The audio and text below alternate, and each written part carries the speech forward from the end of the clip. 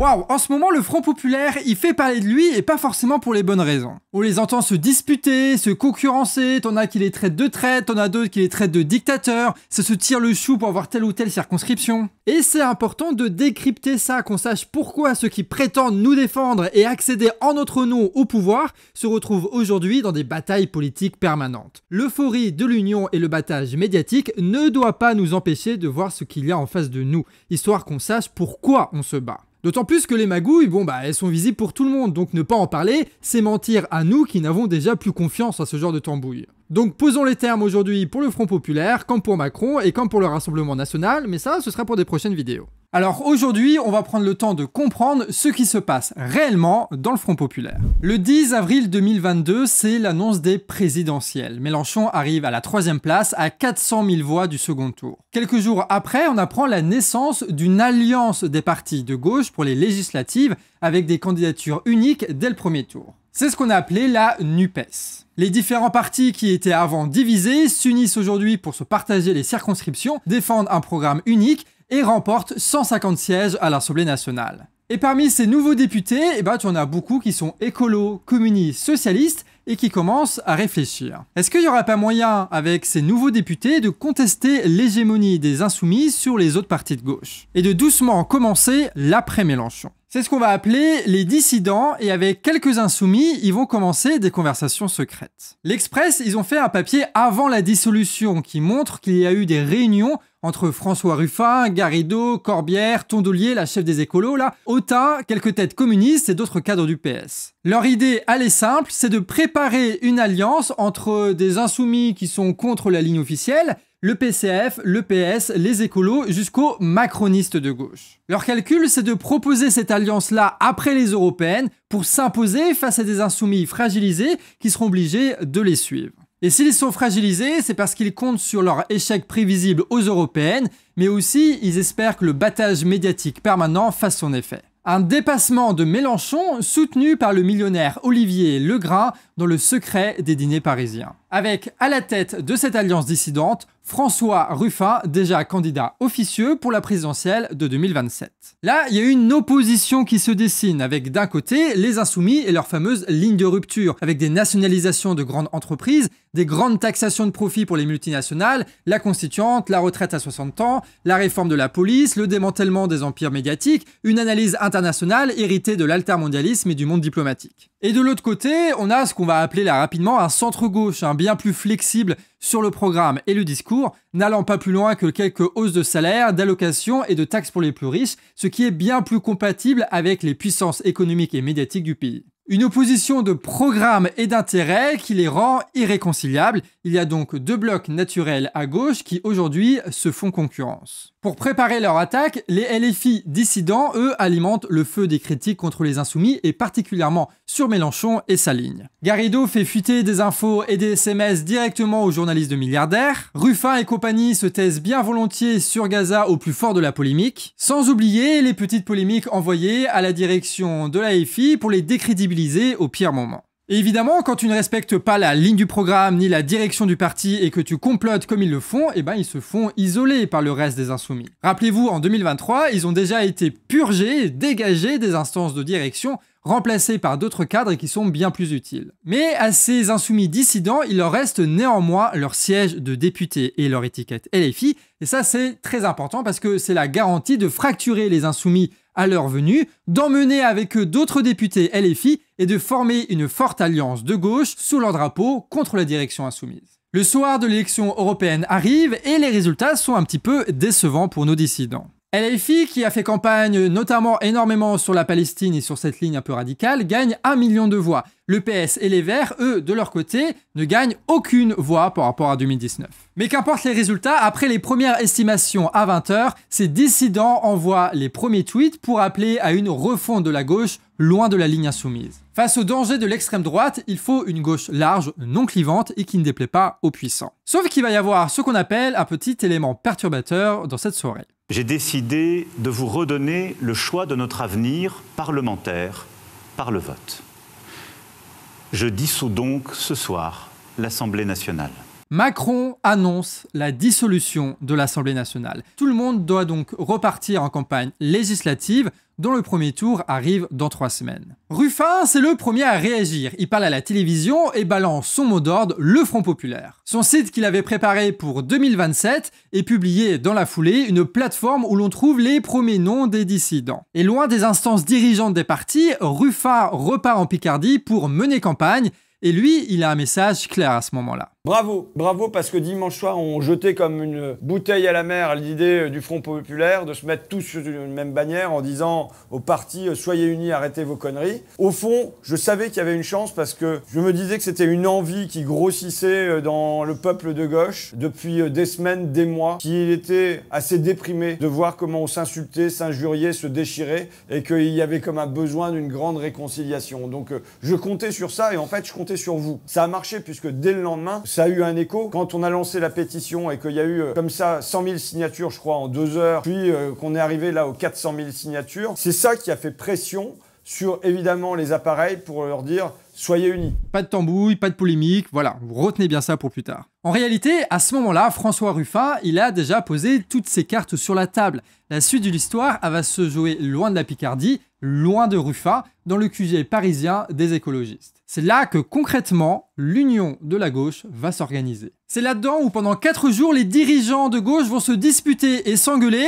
et même d'après Libé, vont manger des pizzas. Voilà, il y a vraiment eu un article dessus, je vous jure qu'il y a eu un article dessus. Et là, il y a eu des mécanismes assez intéressants qui vont se mettre en place. Comme on l'a vu, la plupart des écolos, des communistes et des socialistes s'organisaient à côté pour préparer l'après-Mélenchon tout en s'appuyant sur des insoumis dissidents, Ruffin en tête. Sauf que dans ces négociations, dans le siège de ELV, il n'y a pas de dissidents et il n'y a pas François Ruffin. Ils sont donc obligés de négocier avec Manuel Bompard, le chef des Insoumis, qui lui se sait en position de force. Pourquoi ? Tout simplement parce qu'il y a 3 semaines de campagne et que la seule manière pour les autres petits partis de gauche de garder leur siège de député, c'est d'accepter un accord avec le premier parti de gauche, les Insoumis. Et là, face à l'urgence de l'élection et surtout du score du RN, ils ne peuvent pas prendre le risque de faire imploser les Insoumis en balançant plein de polémiques et en les fracturant avec les dissidents sans se faire passer pour les anti-unionistes, alors qu'ils prétendent le contraire. Leurs adhérents veulent l'union, eux ils veulent garder leur siège de député, et du coup la magie va opérer.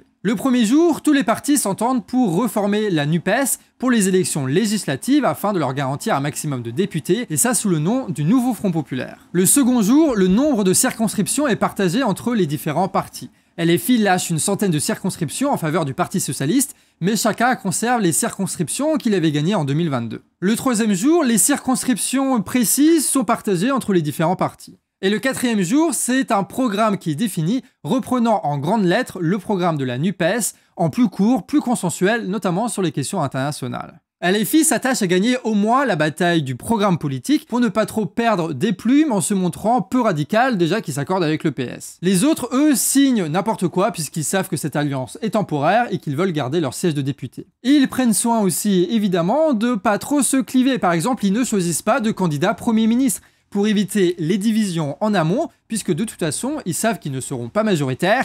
Et s'ils devenaient majoritaires, ils seraient pas dans la merde, puisqu'ils seraient incapables de gouverner, vu les divisions qu'il y a entre les différents partis. Le Front populaire est créé et les dissidents espèrent maintenant gagner suffisamment de sièges pour continuer leur projet de dépassement de LFI après les législatives. Et là, ce que vous voyez, c'est un Bompard qui est satisfait et qui avait bien prévu son coup. Les nouvelles élections, elles ont permis à la direction de la France Insoumise de nommer différents candidats dans leur circonscription. Et la surprise, 5 dissidents insoumis députés ne sont pas renommés par la France Insoumise et devront donc partir indépendants sans l'étiquette du nouveau Front populaire. On retrouve parmi eux Garrido, Corbière et la garde rapprochée de Clémentine Autain, des apparatchis sans base militante. Ruffin et Autain, de leur côté, sont plus connus avec des militants et des micro-partis, ils conservent donc l'étiquette France Insoumise pour éviter de faire éclater le Front populaire. Et point spécial aussi pour Frédéric Mathieu, un proche d'Autain qui n'a pas été reconduit, mais lui c'est surtout parce qu'il y a eu des retours du groupe Insoumis de Rennes qui dénoncent des comportements violents et toxiques auprès de militantes. Grâce à cette stratégie, la France Insoumise fait une pierre deux coups. Il coupe l'herbe sous le pied d'une partie des dissidents et de la même façon, il dégage de leur groupe parlementaire des opportunistes avec qui il était impossible de gouverner, surtout contre une bonne partie du pouvoir économique et médiatique. Parce que je vous rappelle, LFI est censé être sur une ligne de rupture, d'accord ? Donc contre ceux qui ont le pouvoir actuellement, donc s'ils sont au gouvernement, ils devraient lutter contre eux, et tu peux pas avoir un tel choc avec les puissances économiques et médiatiques si tu as dans ton sein des gens comme Corbière et Garrido qui auraient trahé la première occasion. LFI veulent dégager les cadres qui jouent juste dans les appareils de parti, qui font pas beaucoup de travail, et ils préfèrent plutôt des gens qui passent dans les médias comme Léo Mans ou qui portent des combats très précis comme Rima Assam, qui savent faire des coups d'éclat comme Delogu, ou alors qui arrivent à percer dans les réseaux sociaux comme Boyard. Cette main-d'œuvre des insoumis, ça casse le plan des dissidents, car si les Corbière et compagnie perdent leur siège de député et leur étiquette LFI, ils ne pourront donc pas feinter l'union de la gauche pour les présidentielles. Les insoumis, ils ont bien joué leur partie d'échec, mais comme on va le voir après, ça aura pas mal de conséquences sur long terme. En attendant, les dissidents s'incrustent partout sur les plateaux de télévision face à des journaleux ravis de pouvoir cracher sur le nouveau Front populaire sans aborder aucune question de politique de fond. Et donc ceux qui étaient les premiers à défendre l'union de gauche se retrouvent là à critiquer ouvertement cette union. Ruffin attaque la décision du bureau de LFI, comme Tondelier, comme tous ceux qui, dans leur réunion secrète, avaient prévu de s'investir dans une nouvelle union de la gauche loin de LFI. Autain mobilise son micro-média de micro-parti pour faire des micro-analyses politiques. Au point où une proche de Garrido se porte candidate contre le candidat LFI soutenu par le Front populaire, au point où Corbière, non investi par le Front populaire, reprend les logos et les couleurs du Front populaire. Autain, elle, utilise ses réseaux à Mediapart pour créer la polémique. Ruffin et Tondelier, eux, vont défendre publiquement des candidatures aux législatives de leurs alliés dissidents de LFI contre ceux du Front populaire. Tout comme le PS dans de très nombreuses circonscriptions où, officiellement, donc, deux candidats de gauche feront bel et bien concurrence. Ce qu'il faut comprendre, c'est que l'enjeu n'a jamais été que de s'unir tous ensemble contre l'extrême droite, tu vois. Ruffin, le PS, Tondelier, etc.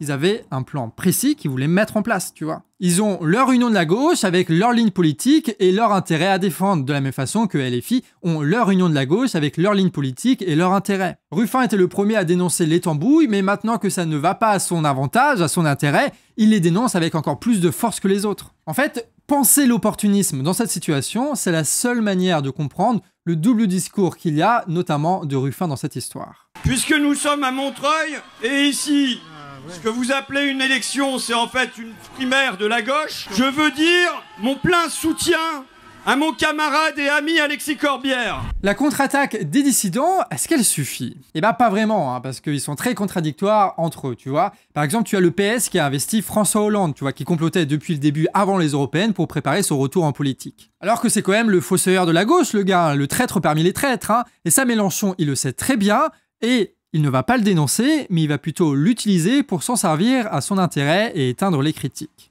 Jean-Luc Mélenchon, le soutien de François Hollande au nouveau Front populaire, vous l'attendiez pas celle-là? Non. Bon, ça vous fait plaisir. Est-ce que vous dites, vous, après les mots qu'il a eus, en disant il faut faire barrage au Rassemblement national, que son renfort est le bienvenu?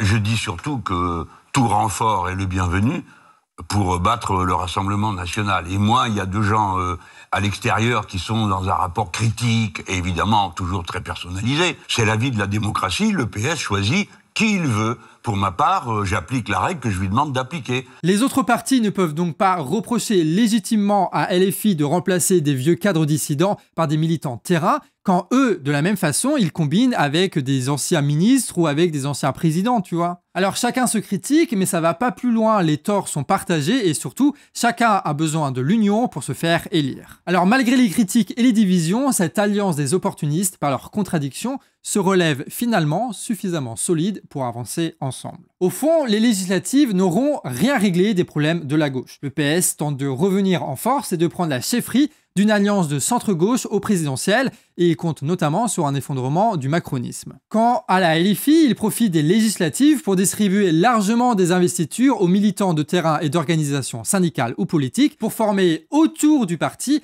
un réseau capable de se mobiliser pour 2027 pour une candidature, cette fois sur une ligne de rupture. En attendant, le parti insoumis, qui s'est créé contre François Hollande, promettant la fin des tambouilles dès sa création, se retrouve aujourd'hui par un jeu de logique électorale à pacter avec le pire du PS, à mobiliser par l'émotion ses militants sur un front populaire opportuniste qui ne gouvernera jamais, et à sacrifier la compréhension claire de leur stratégie pour des obscurs jeux d'appareils à trois bandes. Je resterai fidèle à la parole donnée, d'abord celle que je vous ai donnée à vous. Je ne dépends que de vous, et je ne négocierai rien avec personne à aucun moment à cette étape. Tout ça pour se retrouver au final à renforcer par leur action leurs concurrents, ceux qui, en 2027, seront encore candidats et tenteront de les priver de second tour. Bref, ce front-là, c'est juste la cristallisation soudaine d'un rapport de force entre les partis de gauche qui a déjà commencé à se fissurer dans de nombreuses circonscriptions avec des candidats dissidents. Et cette union-là, c'est clair, elle va éclater après les élections comme a éclaté la NUPES. Mais ça ne veut pas dire pour autant qu'il n'y a pas d'enjeu dans ces élections. Et même si cette séquence peut paraître, pour les yeux de certains, pas tous, mais un peu morose, parce que bon, le RN et compagnie, et surtout qu'on voit pas grand-chose d'autre à faire à part voter. Il n'y a pas de mobilisation, il n'y a pas de grève, il n'y a pas de comité, il y a un espace médiatique saturé de conneries, et nous on est très divisés entre nous, tu vois, entre les pro-RN, les pro-Front Populaire, les douteux, les paumés, et ceux qui sont un peu tout ça à la fois. Clairement, il n'y a pas 1000 choses à faire dans les 3 semaines qui restent avant le second tour des élections. Et vous inquiétez pas qu'après ces élections, on va pouvoir continuer à militer, car ça va vraiment pas en rester là. Alors c'est quoi les enjeux des jours à venir? Eh ben vous pouvez en avoir 2 en tête. Déjà, empêcher le Rassemblement national et les macronistes d'avoir une majorité à l'Assemblée nationale. Et 2, peser dans le futur rapport de force au sein des partis de gauche en votant pour des candidats qui vous semblent porter une meilleure ligne. Parce que oui, on peut dire oui, votez pour le Front Populaire, machin, mais c'est quand même la situation n'est pas pareille, tu vois. Si tu as par exemple en face de toi un François Hollande sous cette étiquette-là, tu vois, le pire du Parti Socialiste. Parce que oui, si on vote pour François Hollande, on donne de la force sur la ligne Parti Socialiste du Front Populaire, tu vois. Et François Hollande, c'est quand même quelque chose, les gars, faut pas se mentir. Et on n'aura pas du tout le même raisonnement si c'est genre votre candidat, c'est Alma Dufour ou Delogu, tu vois. Parce que là, vous allez soutenir ce que la LFI fait probablement de mieux en termes de députés. Que vous le vouliez ou non, votre vote Front Populaire va alimenter et structurer les prochaines fractures qu'il va y avoir au sein des partis de gauche. Donc si vous savez pas pour qui voter, regardez votre candidat, regardez ce qu'il a fait, regardez s'il a retourné ou non sa veste récemment, si c'est un opportuniste ou non, et donc votez en conséquence. Merci à tous d'avoir regardé cette vidéo qui a été montée par Kouro, avec des réflexions de Paul aussi à la base, et aussi de Cassandre. Je sais pas si vous connaissez Cassandre, j'ai regardé ses vidéos beaucoup ces derniers temps, qui expliquent vraiment en détail toute la tambouille politicienne des insoumis, etc. On vous met les vidéos en description si ça vous intéresse. Voilà, c'est ce qui se fait de mieux, je pense, pour comprendre la situation. N'hésitez pas à nous dire par commentaire aussi ce que vous pensez de cette histoire-là, et surtout quel est le candidat qui se présente dans votre circonscription. Pour rappel, le premier tour des législatives, c'est le 30 juin, et vu que le corps électoral est gelé partout en France, soit vous pouvez voter dans votre bureau de vote, soit s'il est loin, il faut faire procuration dès maintenant. Sur ce, amis réfractaires, des bisous, et à la prochaine.